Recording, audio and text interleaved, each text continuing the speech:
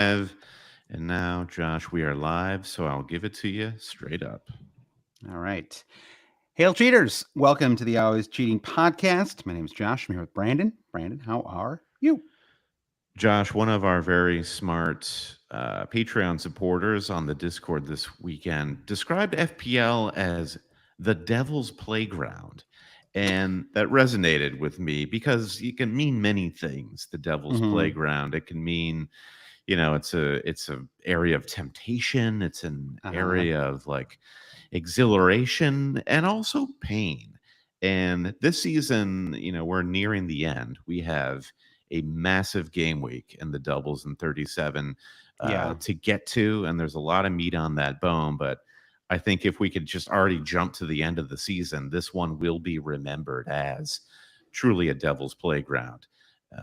And I feel like, season. here on the Always Cheating podcast, we've definitely been on the highway to it. Well, but that's fine. We can always start again. We can always start again. It's fine. I mean, last year you and I both had, strong seasons. I mean, I've honestly had a nice run of strong seasons. Two top 10K finishes in the last 3 years. And so I think that is sort of I think I just got on. I think I may have talked about this like 2 weeks ago. And thanks, by the way, to Dave for being on the pod last Friday or last Sunday, whenever you guys recorded. Yeah, thanks, Sunday. Dave. Yeah, and Timbo as well for popping up on the Patreon pod. I was in Rome and Florence, which was just fantastic. Really enjoyed it. Highly recommend. For anyone who hasn't been, my first time in both those places. Your description of this trip, which will, maybe we'll take that offline with any listeners who want to get into it, immediately moved Rome and Florence near the top of my must-visit list. Yeah, so it sounds like you had a great trip. Yeah. I did. It was an excellent trip, and so I missed a lot of bad things happening to my fantasy team. So even better. Did you catch any live Premier League in Rome? I did. Saturday afternoon, I had one of those live experiences that reminded me why I like to watch matches. I actually think I need to be at the bar more often, or at some. Don't we all? You can't really watch. I'm trying to think of a non-bar space where you could watch the Premier League in New York. Like, where would I go? Like, I don't think like libraries are showing these matches at 10 a.m. in New York. No. But I need to get out. Does it require other people being there? It's not like take your iPad to the park. Solitude is what we're trying to avoid here. I think it is the other people being there. That's the key part of it. So my wife and I found there are a handful of Irish pubs. I'm not sure if they're literally Irish. Right. Yeah, exactly. They're everywhere. And there were a handful of pubs that, as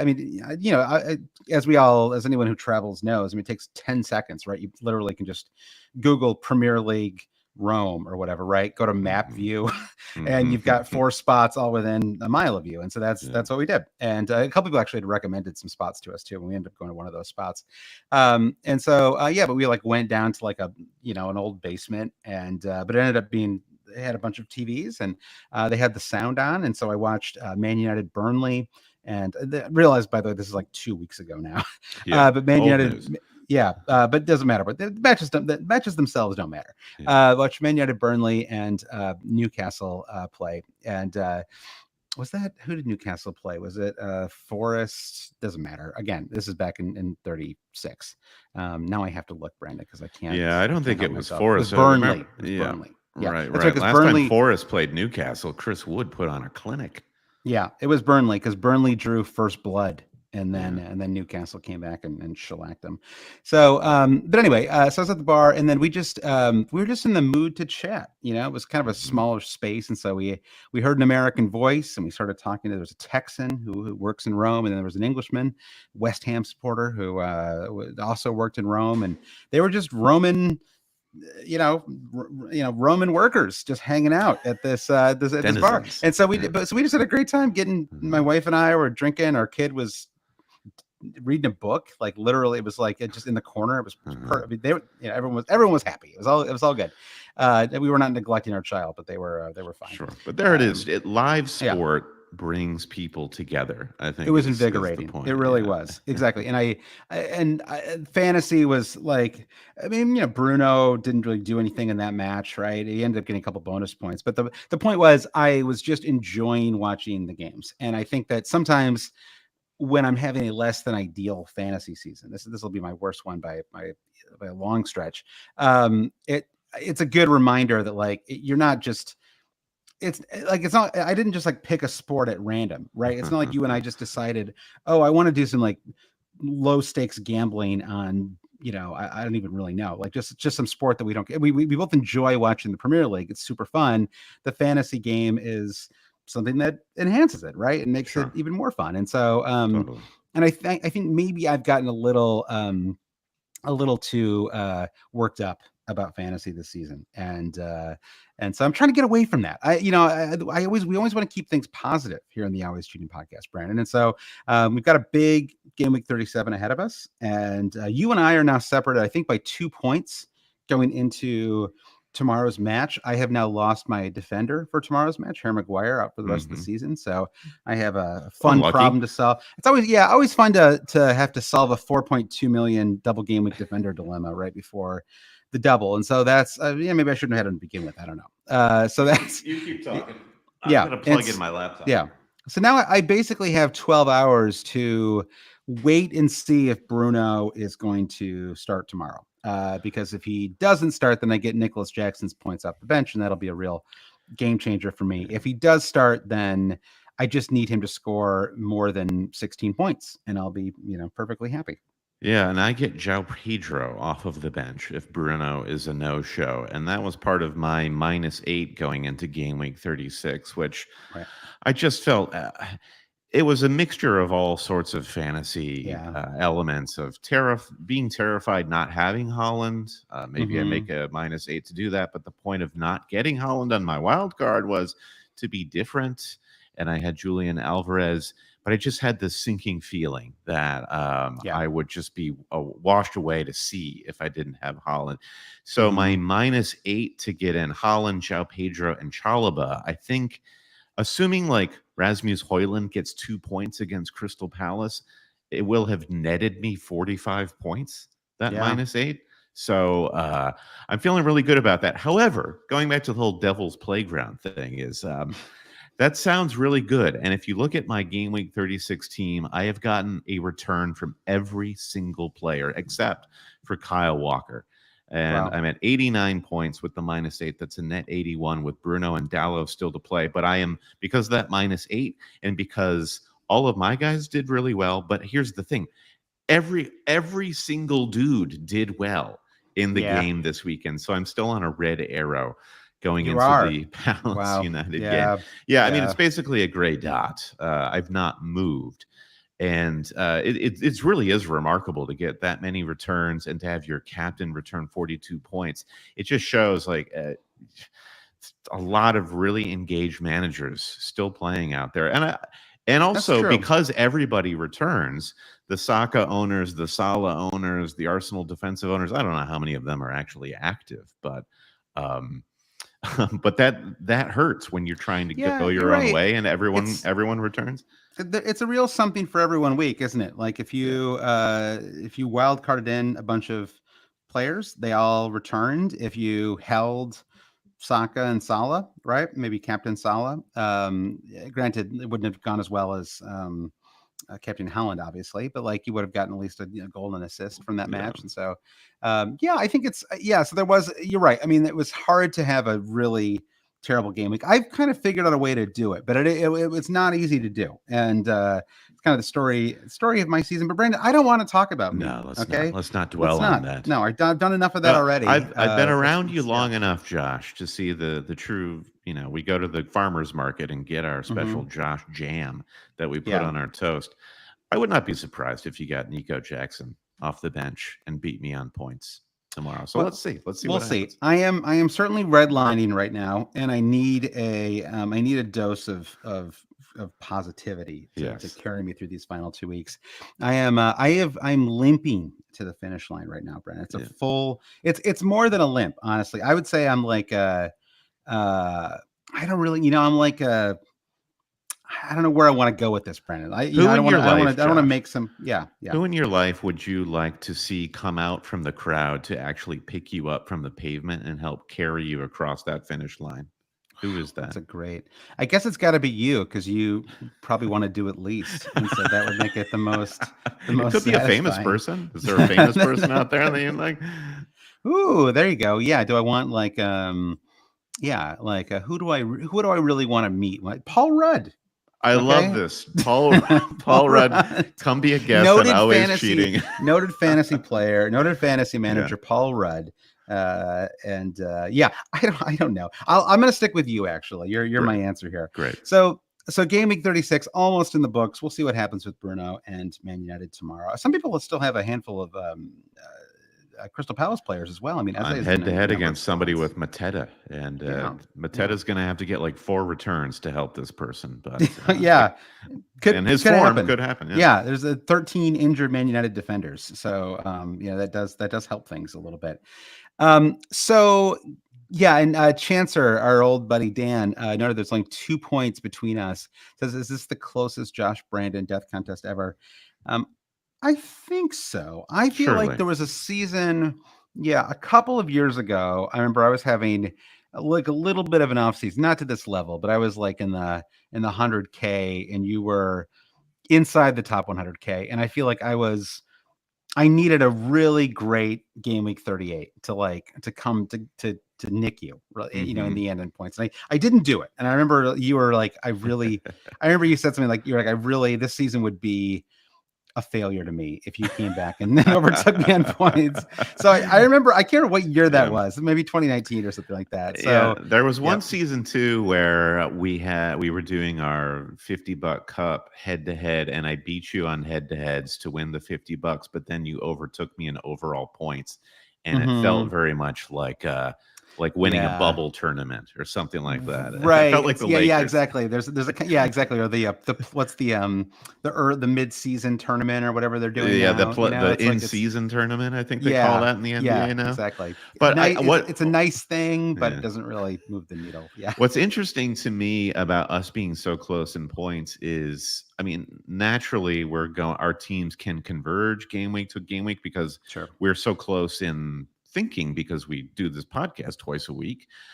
But we have had pretty different teams for long stretches this season. I mean, even look at this week. I captained Haaland. You went for a Cole Palmer captaincy, and still we're this close. And I don't really know how to explain that. It feels like fate is having its say here.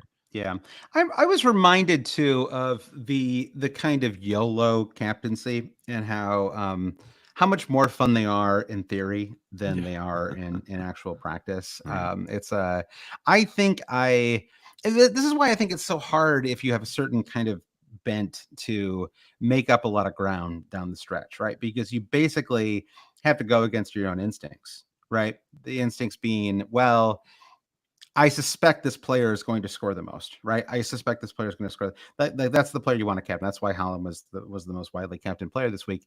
And you have to gamble sometimes, right? Like, even though I know this is the most likely situation, I have to gamble that Haaland has a terrible match, or he still isn't fit enough to start, right? Something has to go wrong. He misses a pen. Like, who knows, right? I mean, certainly we've seen Haaland have off matches this season, and then hope that that it doesn't pan out. But it's such a stressful way to play. It's the kind of thing that only happens when you put yourself in a position where you need to make up a lot of ground, right? And the captaincy is ultimately like a little bit of a kind of it's a little bit of a cheat, right? Like, if you can make it work for you. Ultimately, I think it doesn't really.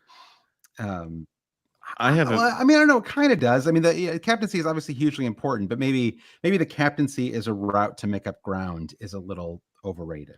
You know, the Haaland captaincy just happened to it was the move this week, but it just so happened to be the move on the most popular forward in the entire game. So there wasn't a huge amount of upside there. Looking at my team in particular, I feel like if it's not the captaincy, there should be risks elsewhere in your team. And I was taking a big Well, I was taking a gamble. Wasn't a big gamble of going double Chelsea defense coming into this game week, and Yeah. it paid off. I got a clean sheet from Chalobah and one from Petrovic. Of course, that by the time that we got there, I needed that to happen because I didn't have any Arsenal defenders. Right. So Right. the risks I'm trying to make are just me trying to keep up with the pack, which is really frustrating. You mentioned missing a pen there, though, and the most frustrating moment of the game week was the Isak missed Isak. pen, because Mhm. it would have been a Gordon assist. A lot of people have Gordon, a lot of people have Isak. How many people have the combo? And Mhm. there were a lot of scorers in that match. Callum Wilson probably had did he have the 3 bucks? Anyway, I think it was actually Bruno Guimaraes. It doesn't Yeah. matter. I do Yeah. feel like, Isak finished with 0 bonus in that match. yeah, Despite we yeah. could have Isak and Salah, interestingly, both with goals, assists, and 0 bonus this week. we could have gotten bonus for Gordon with 2 assists, or Isak, assuming he gets his brace. But I had this feeling, Josh, watching the build up to that penalty Isak was gonna miss, who's like the most clinical finisher in the Premier League this season. But there just wasn't something right about him the entire match. And I Yeah. think there was something about Callum Wilson's presence that was throwing him off. There were a couple of plays where Wilson and Isak were coming into the same space, and Isak clearly just like ceded the territory. It was like, I don't know what's going on here. I can't deal. Who is this guy? I can't deal with him. Yeah. And Wilson obviously has a lot to prove, and reasonably so. So, God, I was just so not surprised when he missed that. It was truly frustrating. Yeah. It was of course then he scores minutes later. Was that on a Bruno assist? I can't remember now. It was a Josh Murphy assist. Right. Yeah, that's right. Murphy. He's Yeah, always so going to pop up, Murphy, isn't he? what a weird season for Newcastle.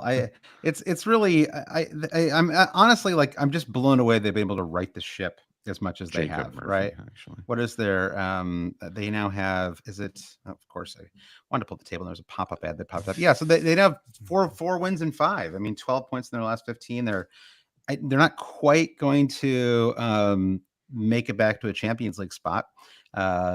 Yeah, interestingly enough, I mean, the Villa Spurs race is going to be quite close. Although I think Villa probably only need to win one more match, right? And then they'll have it. I feel pretty confident that Villa clinched that 4th spot, because Spurs do have to play Man City, and we've seen some classic Spurs City matches in the past. But at the way this Spurs team is going right now, they're gonna get squashed like a bug by that City team. I think that leads us nicely into game week 37, which I think we can get into now. I actually, very quickly, I wanted to do a shout out a handful of new and upgraded patrons. Brian, we don't always talk about the Patreon upgrades, but there's nothing. It's a great way to one be. Of the most, yeah, it's great to get a new patron. It's great to have a patron who suddenly becomes like a producer level patron or jumps up. And so thank you to Alex Rosinski, Matt Ruth, and Andy Penn. Brandon, yeah, and Alex, your pint glass is in the mail en route. Oh, excellent. Yeah. Excellent. Good. Which is one of the many perks you can get if you go to patreon.com/alwayscheating. At this point of the season, maybe you feel like all the advice has been dispensed, but if you feel like you've gotten anything out of the pod, we appreciate it as a way of just saying thanks. And as you say every week, Josh, we turn off the payments in June when we're off, so you can enjoy the benefits of the Discord and all that free of charge during the summer months. And and Brendan, you work in the book industry. Some of the marketing that you do are for things that aren't even available yet, right? So if you're done with fantasy for the next couple of weeks or next couple of months, and then you come back in July, maybe that's when you want to come and join the pod, and that's fine too. And so you can go to patreon.com/alwayscheating to support the podcast. You get an extra podcast each week. That's true throughout the entire season. You also jump on the Discord. The Discord was very active today, I have to say, with all the I was in too much of a state of FPL self-disgust to really dive in there, Brandon. But I was lurking. Make no mistake about it. Josh Landon was lurking in those chats. Yeah. You just didn't know it. Okay. I needed like a heavy breathing emoji to something like I'm here. Just don't talk to me. I'm here. Yeah. Hey, before we move on, I did want to say a quick thanks and shout out to the Form is Temporary podcast. Our friend Roberto Hollis invited me onto the Form is Temporary. It was interesting. He invited me and he made a big show of not having you on the podcast, but it was it was a real clear snub. I had a really great time recording that pod with Roberto and Ollie, and there was a fun quiz that we did where I ended up, well, I won't spoil the results, but it was a tense time. So Form is Temporary podcast, really good show. Check it out. Cool. All right, Brian. Well, let's get into thanks to Roberto for having you on there. Game week 37, Brandon, kicks off on. Well, let me make sure, because this Friday one snuck up on some people this week, didn't it, Brandon? It did, yeah. It did. I mean, especially it was a Friday one, and it was kind of was it a 2:30 kickoff? Yeah, early, and then of course they have this 90-minute deadline now too, so it makes things even. It's tricky out there, guys. Yeah. It was a 3 p.m. kickoff, but still, people get confused. Yeah, wouldn't be me, but like I know there are people out there, Brandon. Could happen to I've people I've had some real moments this season with I don't know. It's like am I getting old? I don't really know, or am I just distracted this year? I think we haven't talked about too much. I've got some personal stuff going on. Everything's good, all good. In fact, it's very good, Brandon. It's too good. In fact, I need my personal life to get less good, and then I can focus more on. It was so helpful when FPL was the only joy in your life. Exactly. That's when the times were at the best. I need to like Emerson said, right? I need to simplify and get back to what really matters. Yeah. So game week does kick off though on Saturday morning, May 11th. Just a couple days before you make your return to New York. You'll be here for a week. Absolutely. I'm coming back. New York, the Big Apple, a journey home it's very Homeric, right? It's coming home, folks. Absolutely. It being Brandon in this case. Yeah. So you actually have some double game week stuff here. I think you'll be unfortunately working most of this time, but it kicks off Saturday morning full. Wow. This is a hearty slate of 10 a.m.s, Brandon. This is a real put the kids to bed early. In my case, at 10 a.m. that'd be very early. Maybe just don't wake the kids up would be a better description. I was looking at the fixture slate. I was like, God, is this the championship Sunday fixture slate? And me too. I know. Yeah, exactly. The same day. Yeah. Let me. I'll share here for anyone who hasn't seen it yet, because it's and by the way, this podcast is now available on YouTube. See our screens. Yeah, and I think 8 teams play on Saturday, and then the non-double fixtures are then one on Sunday and the final on Monday, and then we get into the double game week fixtures. We need to have a scheduler on, by the way, to explain the absolute chaos of the Premier League scheduling. Why are there 8 matches on Saturday and then 1 on Sunday? Can you explain that to me? I need your help on this one. Now, if you go to Stockley Park and you look at the robot in charge of Goal Rush, like steam is going to be shooting out of this robot's head as this Goal Rush with kind of 6 fixtures happening at once is happening. It's wild.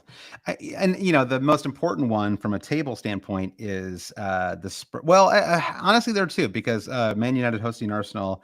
I think before Man United lost every single defender in their team, I would have felt better about their chances there. But it should still be a tough match. Yeah. But Spurs Man City, I think, is really the big one. And as we talked about this briefly at the start of the pod, but and again, we're not really talking about fantasy quite yet, but like just Spurs have given Man City trouble over the years at home, and so I would assume that would give them a little extra burst of confidence. I don't know how much they want to play spoiler, for Arsenal, but I don't think that is going to enter into their thinking. I mean, the idea that Son would not want to beat Man City because it would help Arsenal, I think, is just absurd, and I think that that's going to be a tough match. They're going to give it everything they got, right? And so they certainly will. Though I think Arsenal fans and other watchers have been pointing at the Fulham fixture, the Craven Cottage fixture for City, right, as the possible banana skin.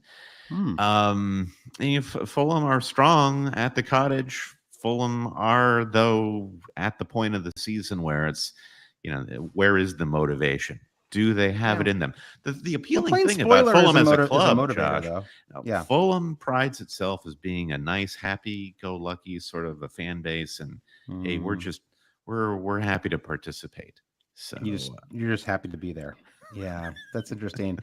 Well, I mean, viewed through that lens, maybe it's a 9-0 Man City win, Brent. I don't know, but I mean, Fulham have a couple of big kind of notches on their win belts, right, this season. I mean, Yes. they beat Spurs very handily a couple of weeks ago. Maybe in fact, I guess it was back in game week 29, but that really started, I feel like, Spurs' big Yeah. kind of decline in form. So, Yeah. The yeah, worry for Fulham is that Tosin Adebayo is leaving the club, basically. So the okay, center back partnership was Tosin and Calvin Bassey. And that is really what took hold and created this sort of like center of power in the defense. And Tosin has kind of just been cast off as like, all right, you're out in the summer. We're going to give okay, minutes to Issa Diop.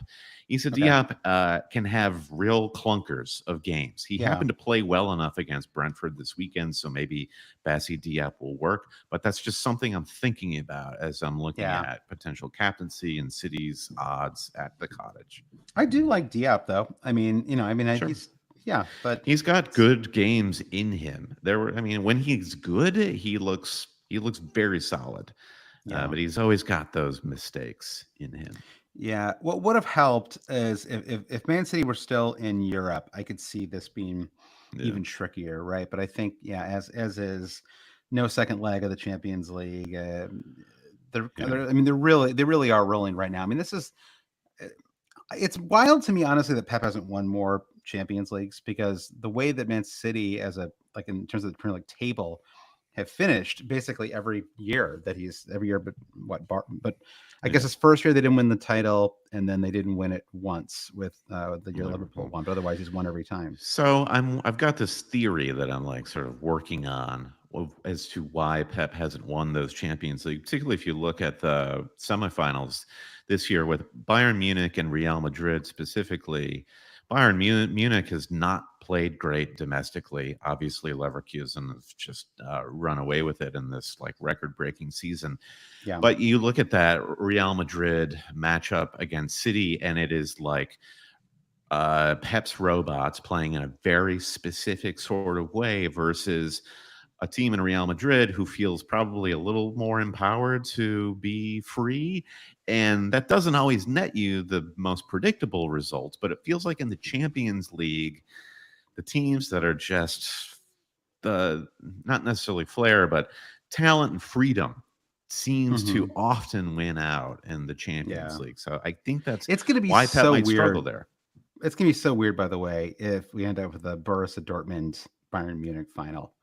Yeah. That is truly the most unlikely of, like, Borussia Dortmund are like fourth in the Bundesliga table. It's just so, it'd be I so mean, it would be classic. a fitting tribute to Klopp because I think Klopp took that Dortmund team to the final against Bayern Munich in the Champions League and That's then true. lost. You think they're doing it for Jurgen? Absolutely. Do it for Yeah. Jurgen. Yeah, yeah. I mean, it's a fun story. They'd be a fun team to root for in the Champions League final. Yeah. I guess maybe Real Madrid would be a little more fun. But they're both. I don't know. Do you want another Bayern? It's like what I don't want to see is another Bayern beats Dortmund. I feel like I've seen that story You too many get what times you the last get 10 years. a finish for two sides of the camp: the Kane haters and doubters That's versus the true. Kane lovers. Either Kane gets to lift a major trophy and get that monkey off his back, or the True. haters and doubters get yet another moment.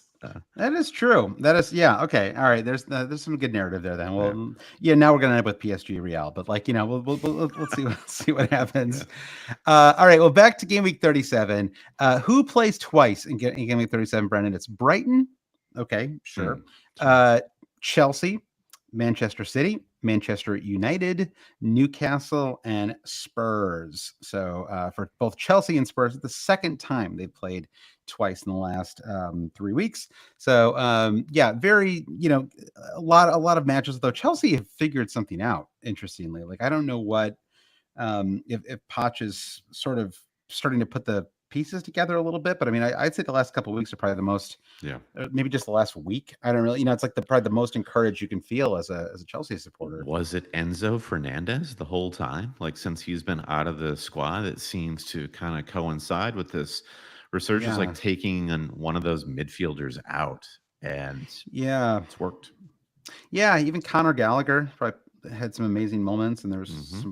a lot of talk about whether he was even kind of good enough Sure. to be in that squad. And Nicholas Jackson clearly doing better. I don't, it's like, Yes. say what you will about him, but he's, had some And nice yeah, moments. you see this with Newcastle too. Newcastle kind of driving up the table, and they're getting a lot of players back from injuries. It's great to see Joelinton back on the pitch for them. Yeah. And Chelsea getting players back fit in Cuckoo. And it's almost like for Chelsea, it's not going to impact how the season ends for them. But you can, with their form and the players coming back, suddenly it's easier to talk about Chelsea in a positive light for next season. Right. Like, all right, Chelsea are not going to be pushovers next season. Yeah, I think that's true. Newcastle too. Joelinton back, as you noted, like that's a huge one. And so, who would have thought 5 years ago, Brandon, that he'd be so incredibly important? But it's the true. Cornerstone, right? Yeah, but it's quite like obviously true, evidently true. Yes. All right, so who actually has the best and worst fixtures in game week 37? Right, we talked about the teams that doubled, but who has the kind of better fixtures here? I think we could drop a couple immediately, like Brighton. Terrible form. Actually, they won today. So I don't really know. I mean, Brighton.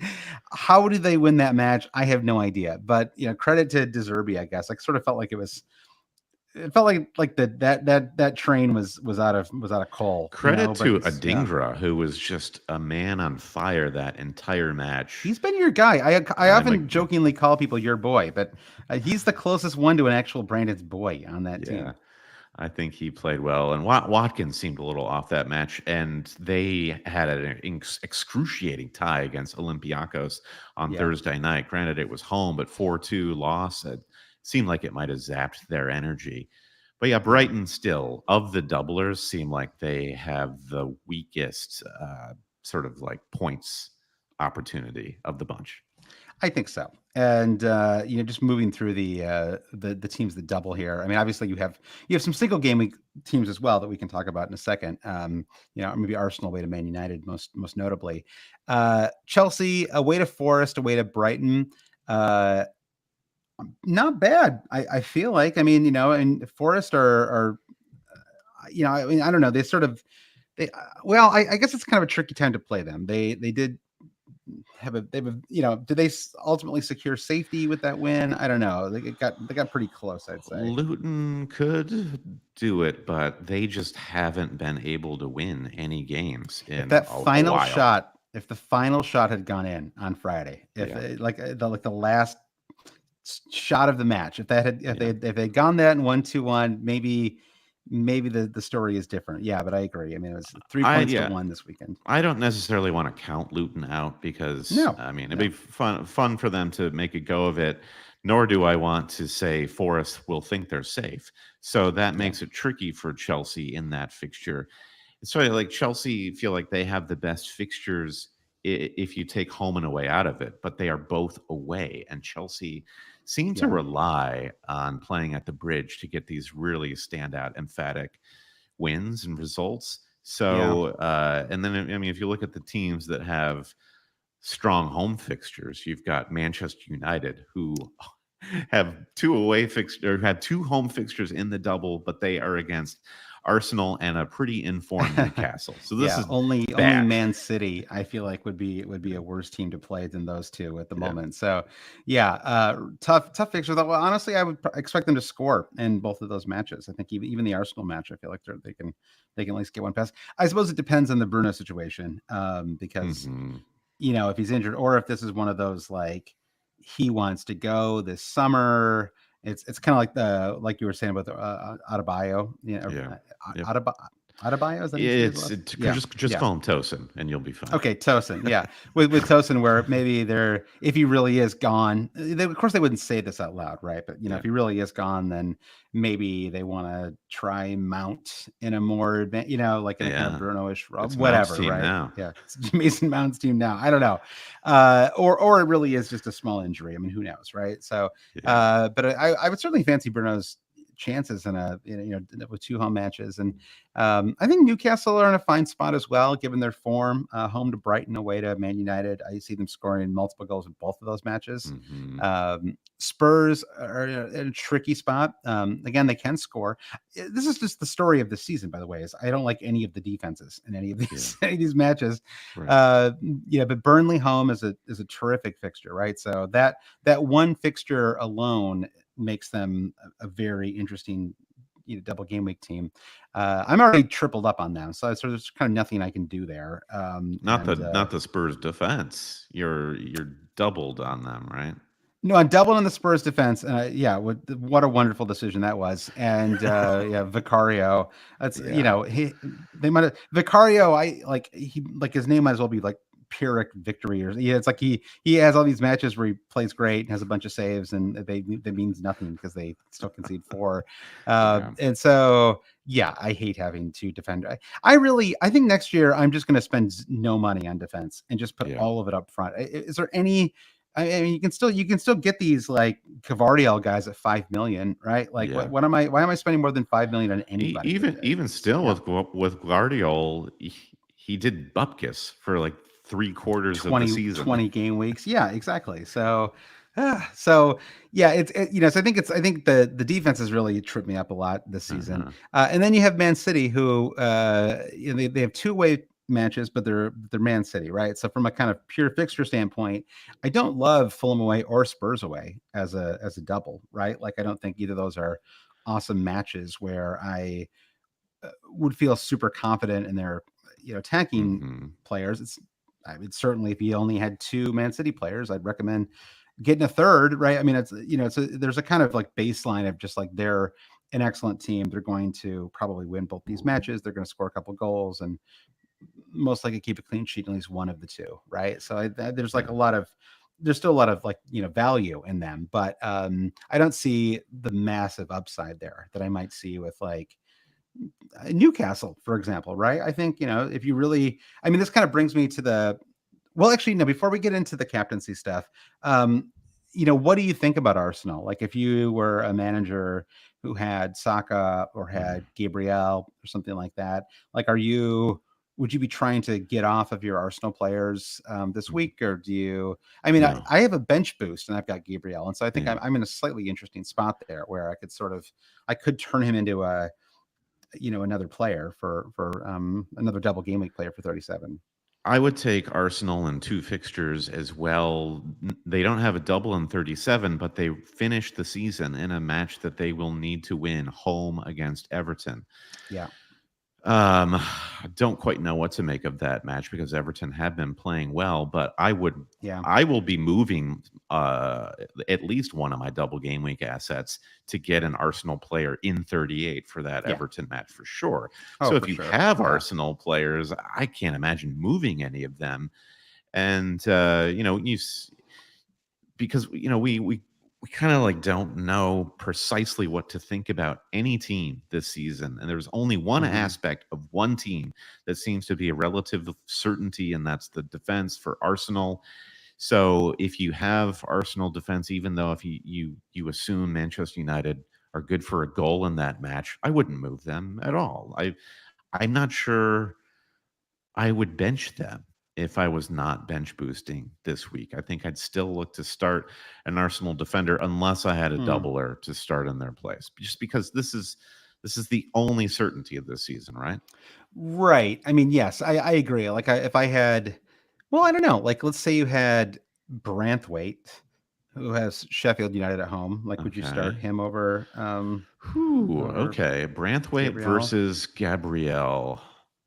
I see. King Branthwaite. You're in coin toss territory. You're in coin toss territory there. Yeah. I take your larger point, which is that it's probably fine. And I'm bench boosting this week, as are you. At the moment, my plan is to hold Gabriel because I also think there's a reasonable chance that he can keep a clean sheet or just score. right? Just get some kind of like, crazy goal that he scored over the weekend that was ruled off for a marginal offside or foul. I can't quite remember, but yeah. How man, many goals has he scored this season that were chalked off for fouls or offsides? yeah. It feels like it feels like he could have had 10 on the season. So that brings me to the captaincy question. And I thought we could maybe think about the captaincy three ways, right? There's 2 game weeks left of the season. So if you're being conservative, if you're chasing, and if you're going full, you only live once. Full crazy, full maverick, as we used to say. So if you're being conservative, Brandon, who is the sensible, simple, best captain pick for 37? Erling Haaland. Okay. Right. I agree. He'll start both these matches. He just scored 4 goals. He's Erling Haaland. What's Pretty not simple. to love? Yeah. What about the if you're chasing? And you can say Haaland again if you want. Like, I think if you feel like it's just not worth it to go against him, then that's okay. I wonder if there is something to. I kind of want to say Anthony Gordon in this sicko sort of a way because he is Mr. St. James Park, and they have Brighton, which their defense is very strange. I'll put it that way. I mean, I was going to say Isak, so Yeah. I think Newcastle feel like Gordon or they are Isak. resurgent, and I like them just for that one fixture. And as you've noted with the Maguire, we're at the dregs of the Manchester United defense. It's not like at Old Trafford, Newcastle are going to be going up against some stalwarts there. Yeah, let me pull up the Man United squad here. Let's see how many.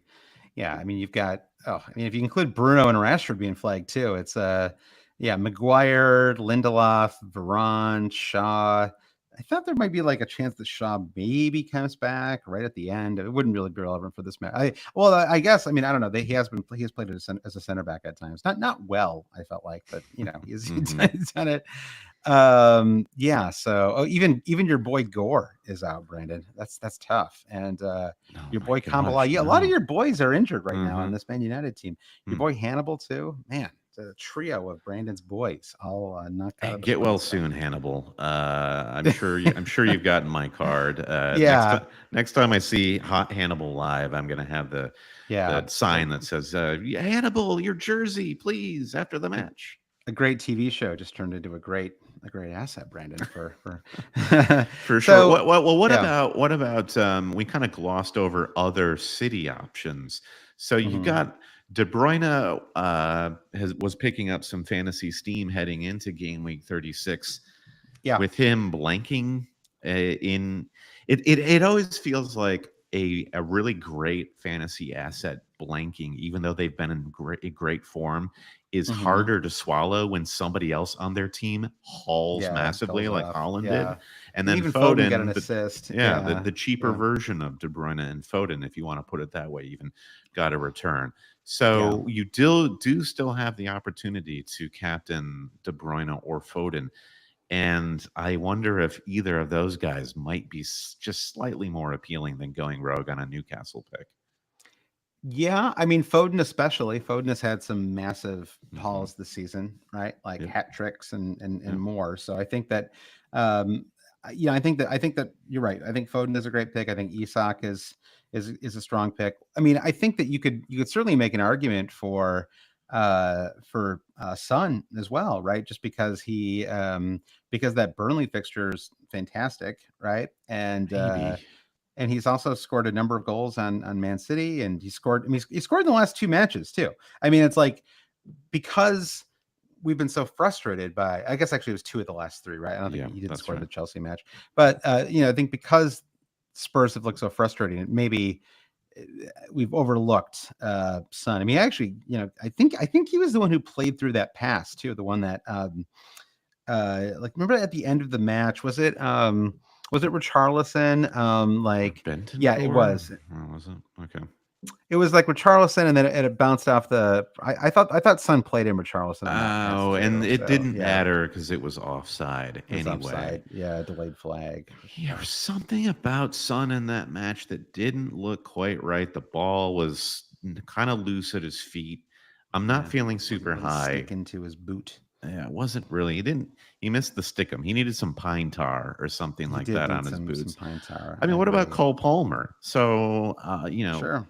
Palmer's superpower is Stamford Bridge, Yeah. and these are two away I fixtures. thought his But superpower was setting up his teammates for chances that they can't convert. That was it's also that, yeah. that's an incredible superpower. But he remains like silky smooth. He looks great. He's Yeah. central to Yeah. everything.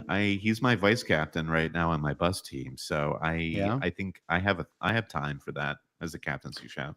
Yeah, I like the Palmer shout for sure. I think for me, I'm probably leaning towards Isak personally, Hmm. just because given where I am, I just see no upside in Captain Holland, even with the bench boost. I mean, who cares? Like, I just like Yeah, there's no way that to salvage the season. So let me at least like, but I also don't go I don't down want to be swinging. yeah, but I also don't want to go crazy, right? Like I basically want to captain the who I think is going to be the second best asset this week, Okay. right? I'm going to basically do the gamble that I did this week again, and maybe it works out. But that's why it's called a gamble, Brandon. If it was not a gamble, it would just be a percentage play. It would just be the smart move, right? And Yeah. so you have to have your eyes wide open, just like the song, So I'm Wow. We should get quoting Creed on the pod. my references are incredible tonight. I'm feeling it. So okay, so let's say these are the kind of the good, like the reasonable picks. Then we've listed off the kind of like solid non-Holland Yeah. options. Is there someone who stands out as a true no one's gonna go for him? Like let's say Bruno is healthy. Like is he feels like he's like 10th on this list, but maybe he's like a YOLO kind of pick. Yeah, I think that's right. There is something about like a pen taker that fits into that category for me because even if you have question marks about how compelling the fixture is for that particular player, anything can Yeah. happen from the penalty spot. And that really just, I think, does augur for Bruno. And we went through this with Shane Duffy years ago, but I feel like this does happen once a season where there is Yeah. a random goalkeeper or defender. Look Hmm. at Branthwaite in the game week 34 with the 20 points. Is there a defender anywhere in this doubler mix? I mean, Ederson and goal, Guardiol, perhaps. Uh, I mean, I guess I'm just naming Man City defenders. I'm not going to Where else say would you go though, right? I mean, it's like it's not Dallo, Dan right? Burn. There's Dan Burn. Yeah, maybe if Shar were healthy, that would be Right. that'd be something. So all right, well let's move on to a few questions here.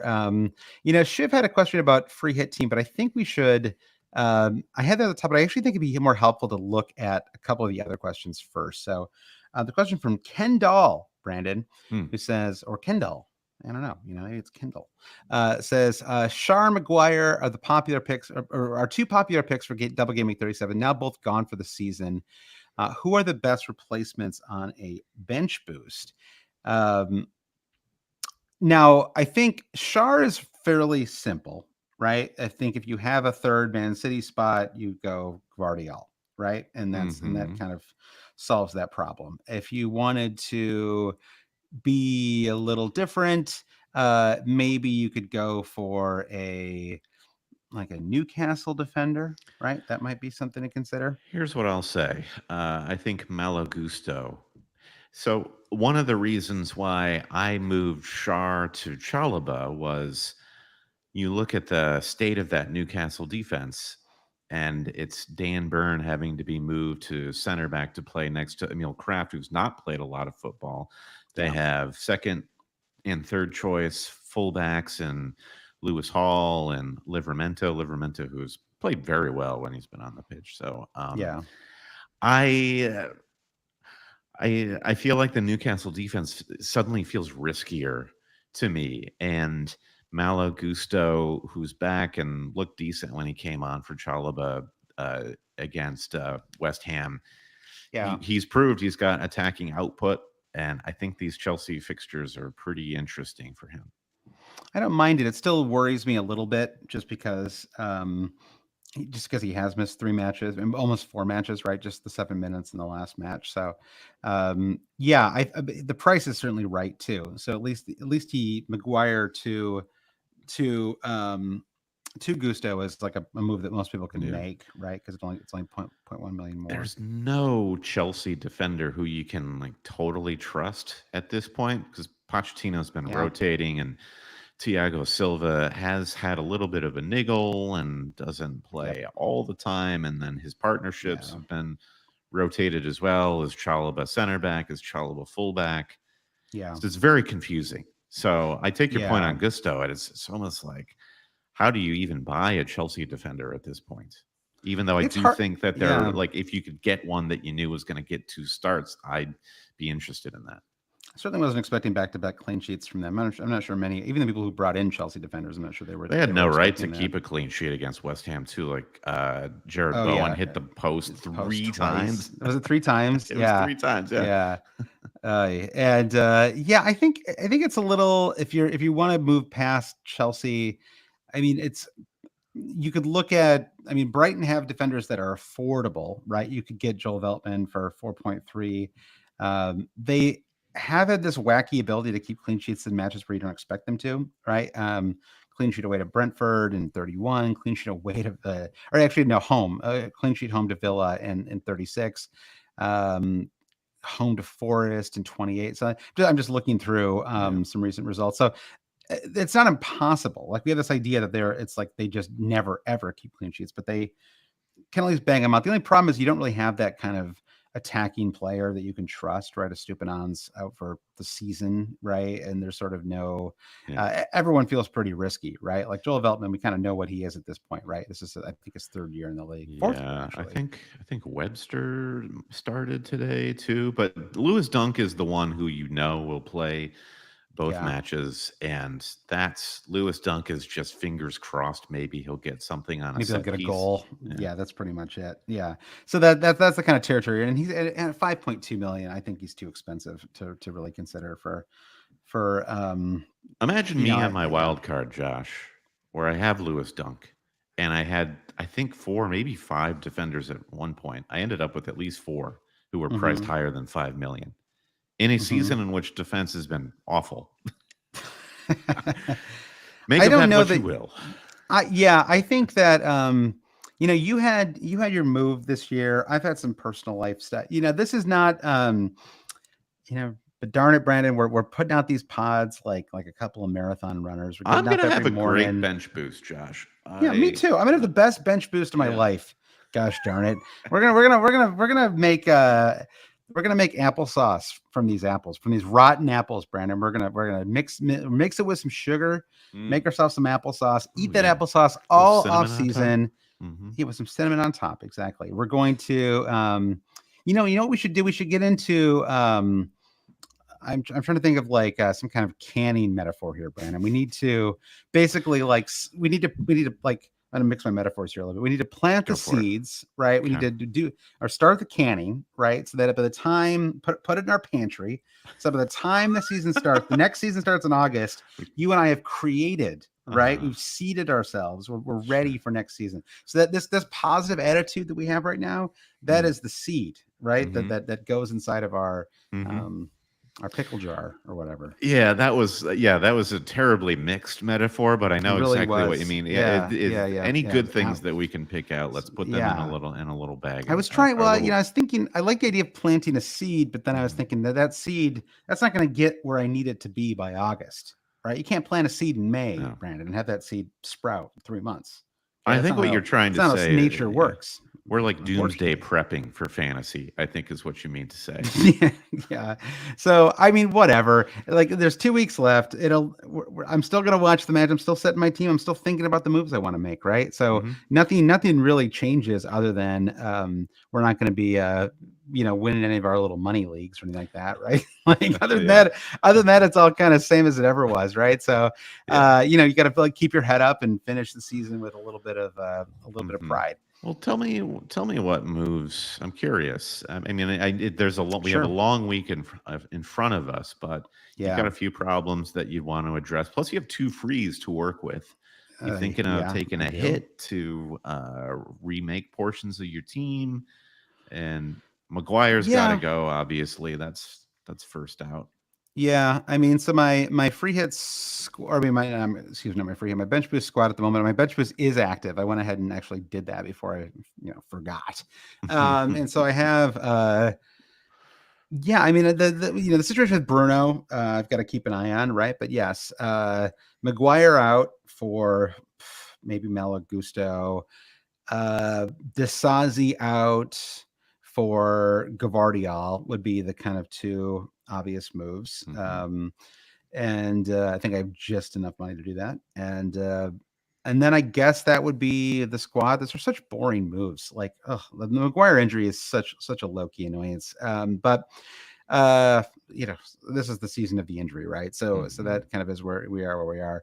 If Bruno's injured, then we're probably into taking a hit territory, right? That probably opens up the door for something like that. I mean, Desazi, I don't really know what to do there, right? I mean, I guess I could keep him, but it's like somehow despite being a starter all season, now he's lost his spot, and I don't really know. Maybe he starts one of these He's two. not very good, I think, is his problem. Yeah, he played for 25. He started for 25 weeks. Like, I don't really. I mean, it's crazy to me that I brought him in because I thought he was the safer of the Chelsea defensive picks. Like, I thought I was being sensible, and instead it's completely blown up. So yeah, I don't really know. I think it's saddled me with Vicario too, who's I mean having any defenders from Spurs, what an exercise in misery that's been. So so I think I don't know. So I'll move Maguire.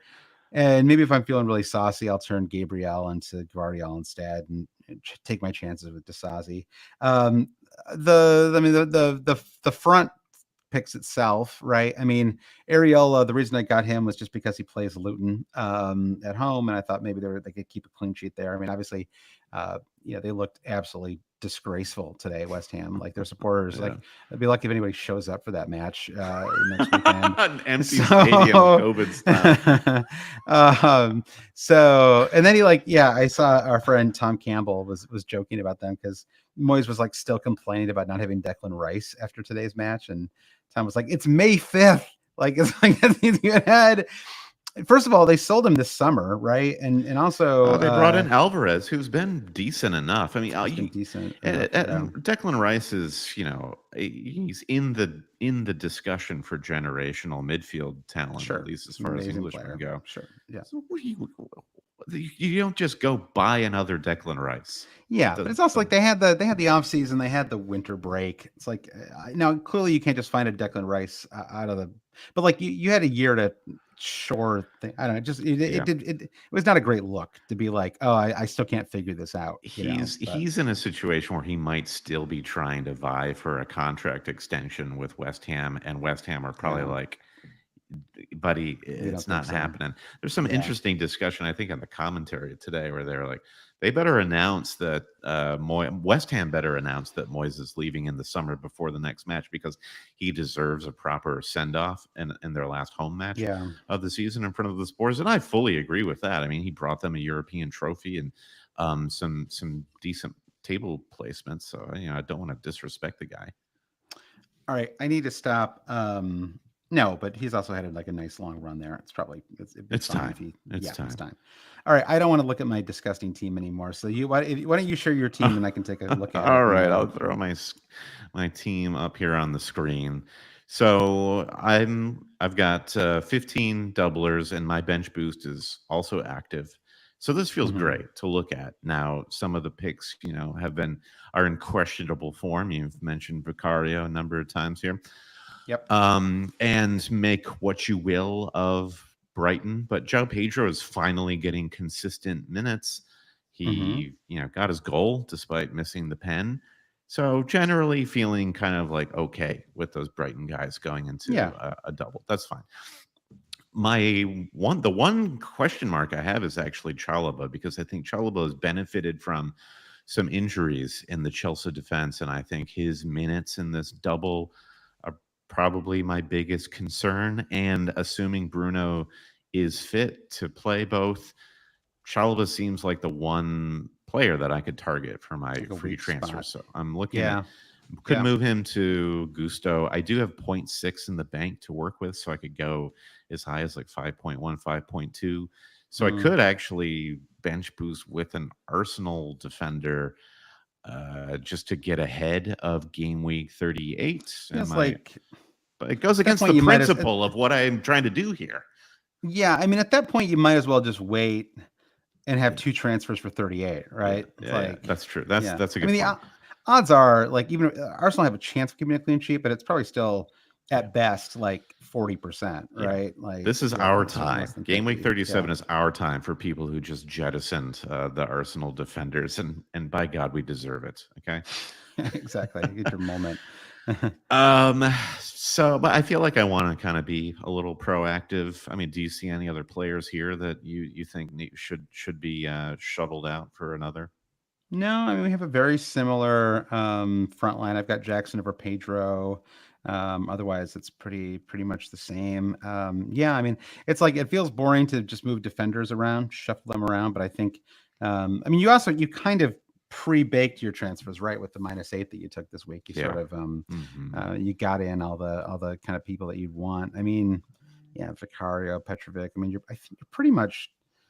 I mean, you're right. Chalobah would be the one. It'd be fun to find someone in that range. I mean, it's just the question everybody's asking, which is, can I find a defender, right? Because you've got 3 Man City, so that eliminates them, right? Can I find a defender that's worth owning? I mean, you already even have Dallo, right? And so I guess the only possible option, even though it's kind of boring, would be like a Dan Burn, right?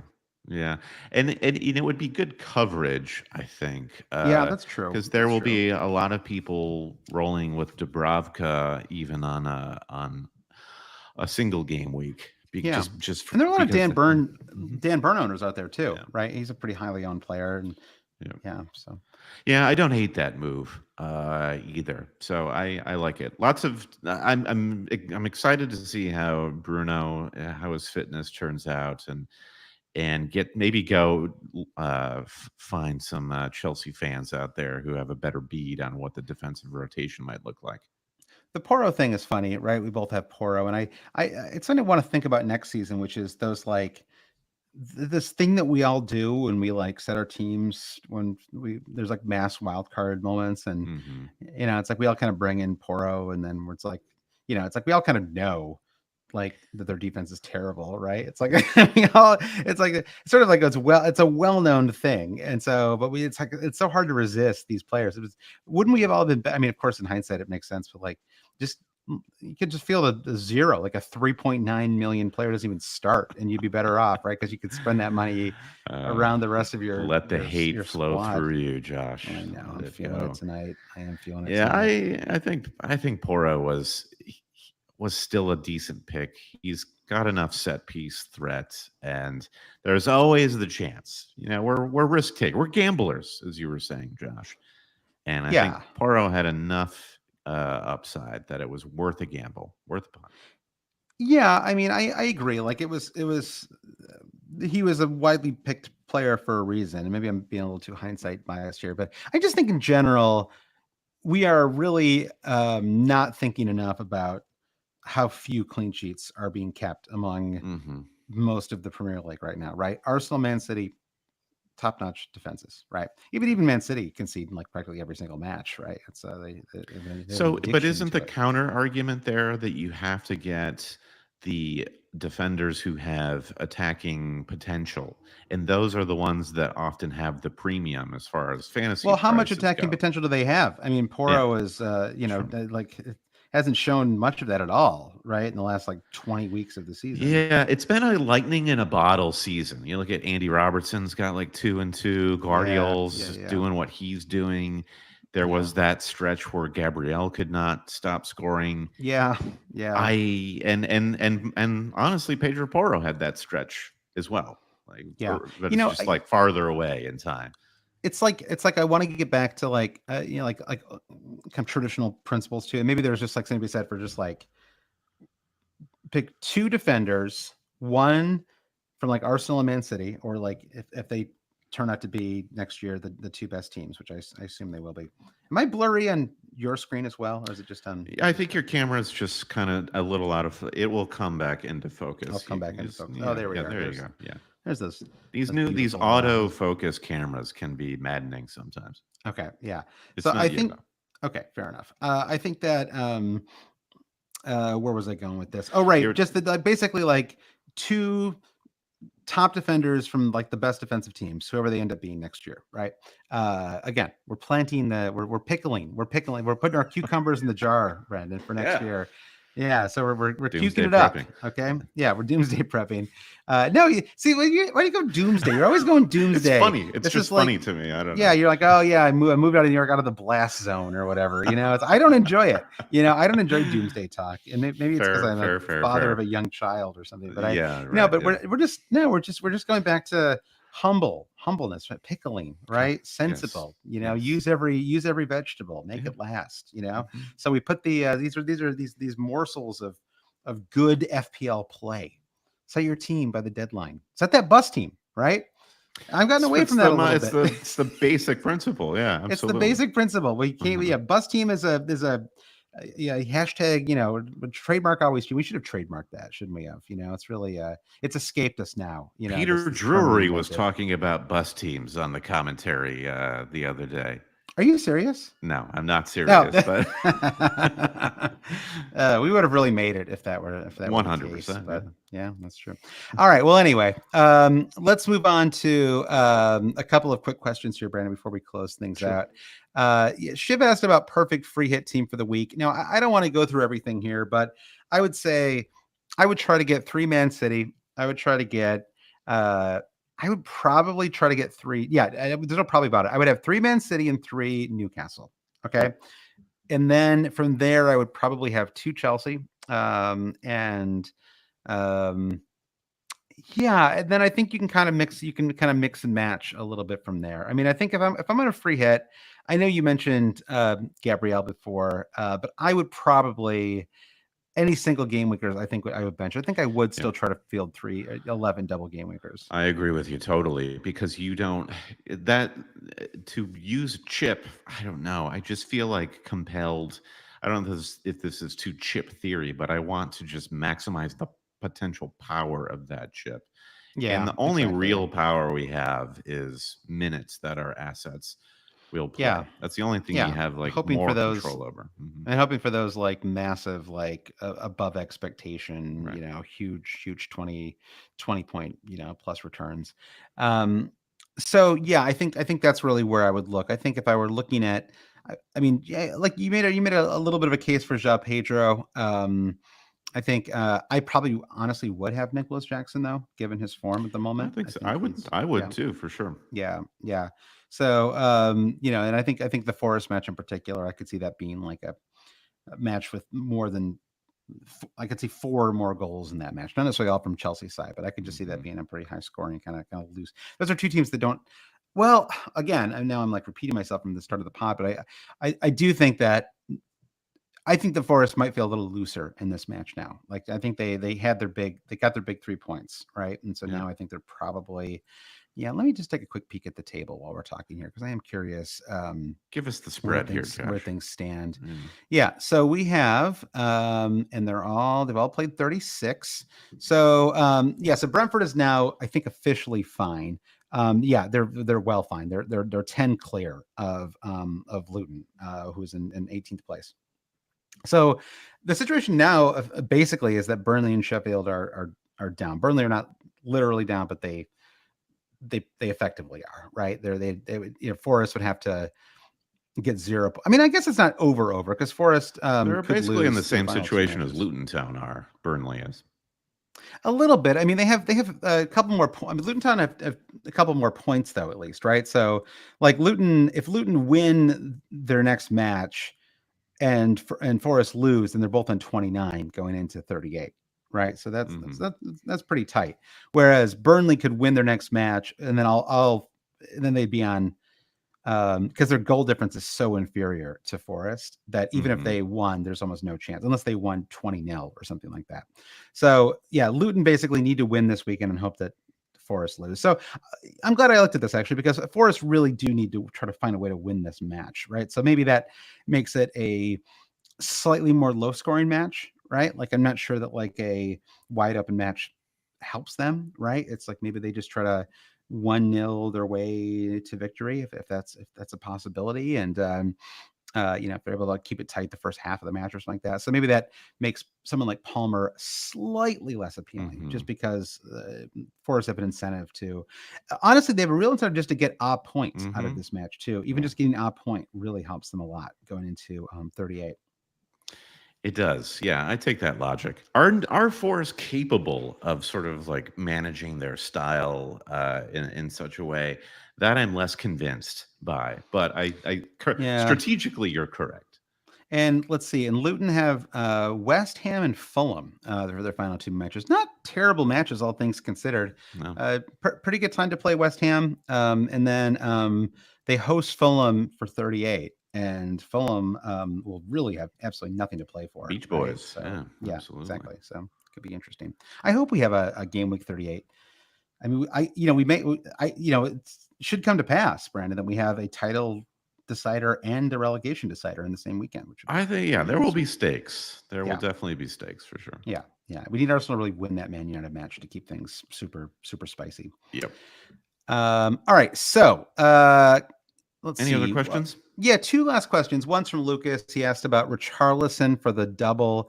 He says, I already know Brandon's answer, so this one's for Josh. So your well-known hatred of Richarlison extends. I will give him credit. He changed the game for Spurs when he came on. True. I see no world in which Ange does not start Richarlison at least against Burnley. I agree. I think that Richarlison had he could have had a brace, and they could have had 2 goals and a brace in today's match, which would have been or 2 goals and a brace, 2 goals, a brace and an assist in today's match. Is there in our? I think this only works if you have Richarlison in place of Son. Is that feels like a good differential, particularly if you're like looking at your mini league and you need to be slightly different. I do like that as a move. Yeah, I think you're right. I mean, I certainly wouldn't move Son to Richarlison. Are there people out there who don't have Son? I guess that's the question, right? I mean, maybe someone didn't have him or maybe they dropped him between 35 and 36. Is there someone out there who would have done that? Maybe to get KDB, It's a Shiv free hit sort of a question. Like Richarlison seems like a fun free hit guy. That is a great answer. There you go. That's the scenario where Richarlison makes sense. Do you say scenario or scenario? I say it however Busta Rhymes says it in that. What's the what's the scenario? What's the scenario? So and then Boston Prof had a question about left field defender picks with upside. Yes, I mean, I think we kind of got into that already, and the answer is there aren't many. I don't really trust the fullbacks on Newcastle. I think that's right, because in theory, Burn is not a super exciting player now that he's playing as a center back. Yeah. He's still like he is hulking. When you just looked at how much larger he was than everybody in that Sheffield United match, it's intimidating. Livramento is $4 million, and if you think that Trippier will not be available for the next 2 matches, which is very likely, he's a really decent replacement. I'm getting an itch suddenly for Livramento for my Chalobah replacement. Yeah, frees up a little extra money too for 38. So I actually think that's a reasonable punt. I think there's an extremely good chance that he starts. You could maybe see Trippier starting 38. So if that was a worry, and in 38, I think they're away to Brentford, so not a bad match, really, honestly. For Newcastle in 38. All right, well, that is the pod. I know I came in a little spicy, but I was trying to keep it positive here, Brandon, as we go down the stretch here. So thanks everyone for listening. We'll be back on Thursday with a Patreon pod. We'll have Man United news and maybe some other some other updates, and a couple other players will probably pull their Achilles in the next couple of days. So we'll cover that as it happens. Brennan, thank you to everyone who supports the podcast on Patreon. Very sincerely, thank you to everyone who supports us on Patreon. Really, it's the beating heart that keeps the Always Cheating podcast going. It is. And Brendan, do you want to thank our producer patrons? Yeah, and keeping our arteries free of clogs are our producer patrons: Mike DePietro, Trevor Ingerson, our buddy Chris Howell, Babas Kuhn, James Holland, Dave Wagner, Lodall, Nick Wright, Lazarus Yanos, Jesse Halstead, Bruce Kerr, Brian Chin, Blair Jacobson, Todd Byerly, Andy Portlock at FPL Merch, Carrie Swanson, Jefferson Turner, Buffalo Wild Wings, Francis Moore, Sam Shower, Caleb Robbie, Vulgar, Paulson Kruger, Alex Holcomb, James Keatley, The Saint, Bob Fox, Craig Jackson, Shalin F. Kadakia, Terrence O'Donnell, Heath Cram, Thomas Tislov, Noah and Louise, Travis Grant, Linus Vennerstrom, Dan Parsons, James C., Matthew Skinner, Frode Jacobson, Brennan, Daniel Hart, Lolly, Ben Coombs, Eric Kite, Gareth H., Rune Sandberg, Brian Clark, and James Murray Wood. Rate, review, and subscribe wherever you get your podcasts. Go to our YouTube channel, youtube.com/@alwayscheating to watch this episode in video format. And follow us wherever else you choose to follow things. We'll see you there. We'll see you there. Exactly. So thanks, everyone. Good luck in Game Week 37. And whether you're having a great season or not, enjoy the matches, because we're about to be away from the Premier League for 3 months, and you will miss it. Even when you feel like you're sick of it, by the time early July rolls around, I am very much itching for games again. So even with Euro Cup and in Copa America in the Americas this summer too, Brandon, I think still a lot of football. Still a lot of football, but it's scattered. The stakes are different. So, all right. Well, thanks everyone, and we'll talk to you soon.